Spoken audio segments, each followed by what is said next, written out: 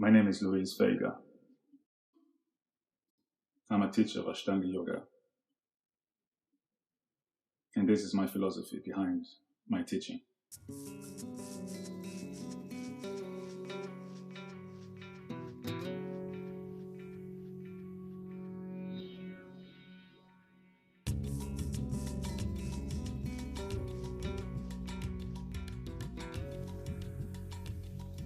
The meaning of the word yoga is union.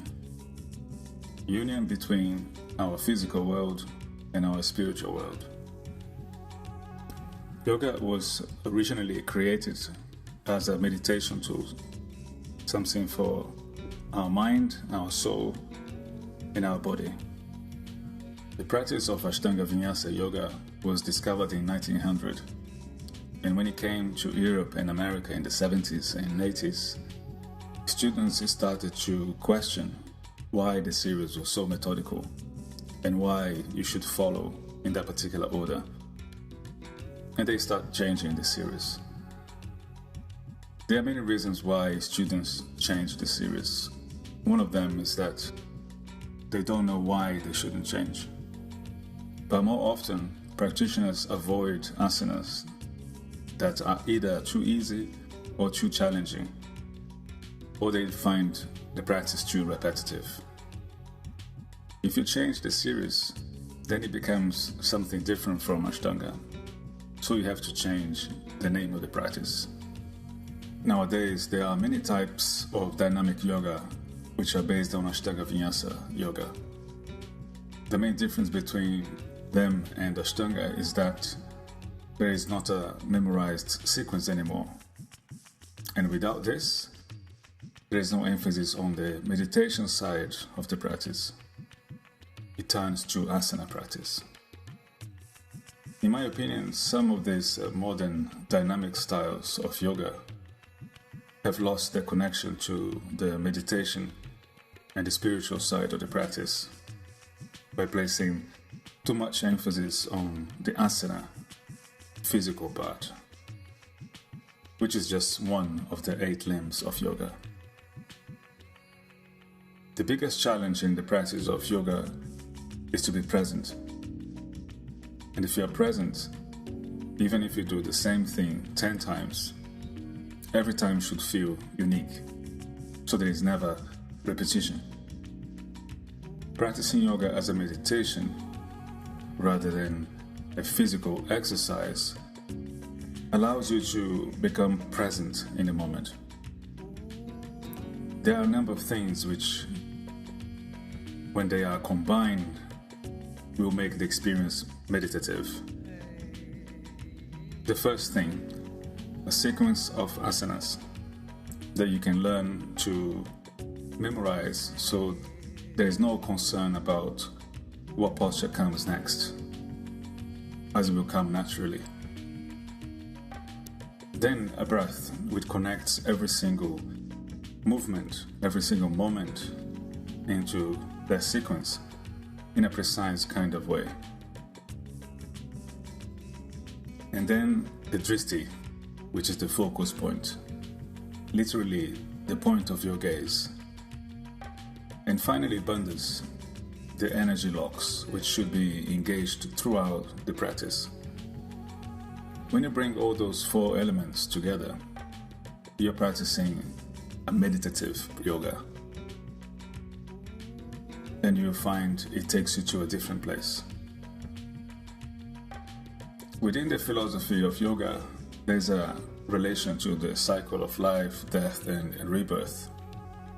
Some students and practitioners believe that yoga was created to try to get us out of that cycle of repetition, to the point that when we die, we would go to heaven or nirvana. I believe our souls evolve by experiencing different challenges in different lives, allowing us to grow spiritually. Yoga is a tool which can be used to bring clarity and a better sense of purpose and direction in this life. If you imagine the cycle of life, death, and rebirth, on the section of life on that cycle, We all go through pretty much the same process. We are all born in a particular time. We live our lives through a series of challenges and moments. And eventually, we will come to the end. But every challenge that we go through in life helps to build our character. It gives us experience in life. It gives and change directions in life. It makes us who we are.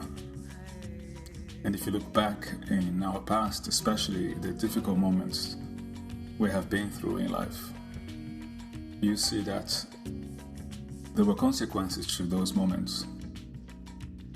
They led to something else. So all of those turns or directions that we go through in life, they were caused by those challenges.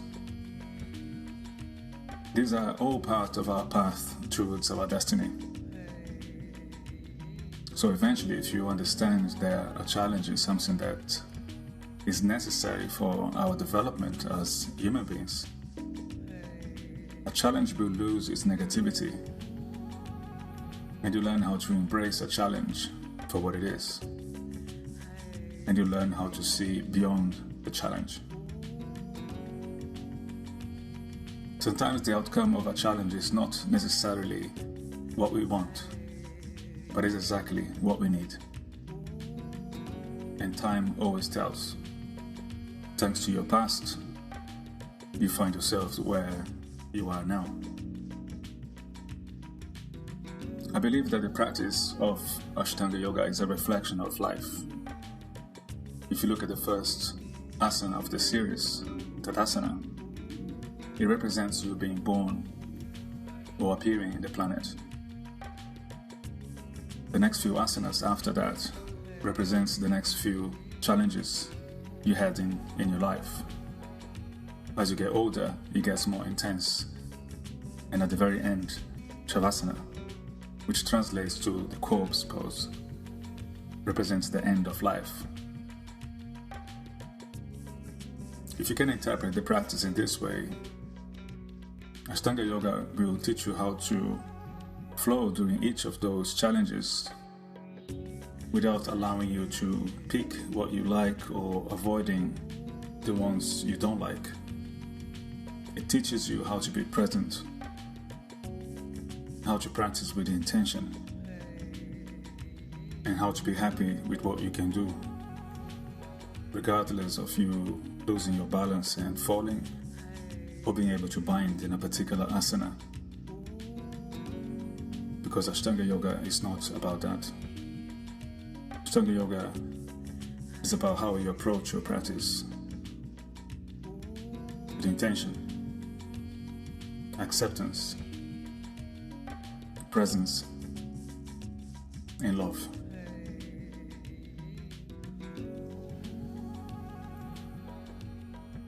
For more information about Luis's teaching schedules, including his workshops, private classes, and remote classes via Skype, please get in touch via the website luisvegayoga.com.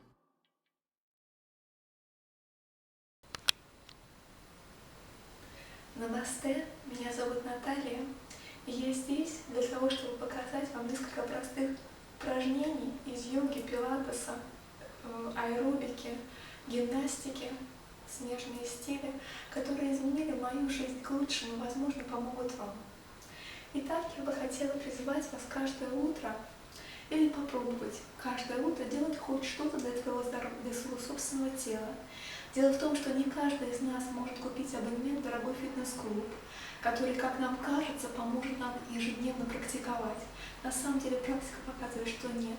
Даже имея абонемент в фитнес-клуб, мы не каждый день можем туда попасть.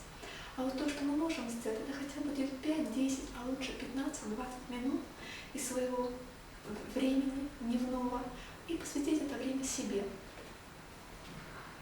Что мы можем сделать? Во-первых, вы можете сделать простейшее упражнение. Встать к стеночке, выпрямить позвоночник, посмотреть впереди себя и выстроиться ровненькой стрункой для того, чтобы почувствовать вытяжение позвоночника. Итак, что мы делаем? Мы стараемся свести лопатки и опустить их вниз, раскрыть грудную клетку, выпрямиться максимально, но без перенапряжения. Выпрямляемся, присоединяемся к стеночке, напрягаем колени, пяточки прикасаются к стене, большие пальчики друг с другом. И затем выстраиваем поясницу, крестец, копчиком ягодицы касаются стены, и мы как бы прилипаем. Но расстояние сохраняется на уровне поясницы и в зоне шеи. Это естественный изгиб позвоночника. Итак, мы делаем вдох, поднимаем руки вверх. И затем делаем легкое приседание вниз. Задержались. Затем плавно поднялись, опустили руки. Выдох. И так несколько раз. Я еще раз покажу.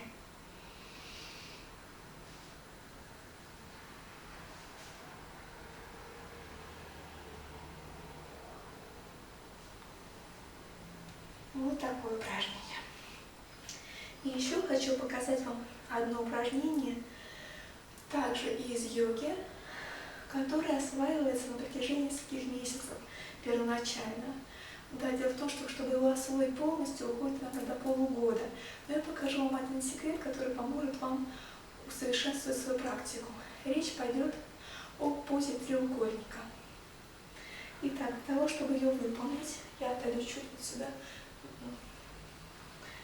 Мы поворачиваем, давайте я в эту сторону сделаю. Итак, я стояла у стеночки.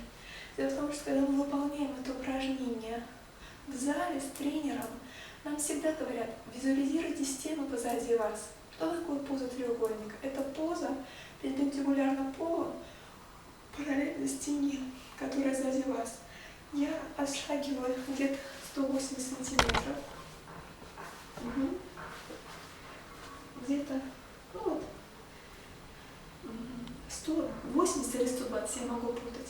Далее я выпрямляю руки, и я по стеночке прохожу в сторону, опускаю ладонь вниз, выпрямляюсь наверх, и я вся у стеночки. Далее в моей практике я могу опускаться ниже, до начала на уровне колена.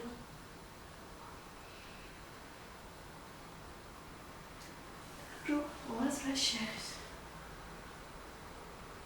Я покажу вам, как это сзади выглядит. У стеночки вы стоите, просто чтобы вы видели, как спина работает. Вы выпрямились, лопатки сомкнуты, ягодицы подтянуты, все четко. Я наклоняюсь, мои руки параллельно полу. И складываюсь я вот здесь. Вот здесь. Пустили.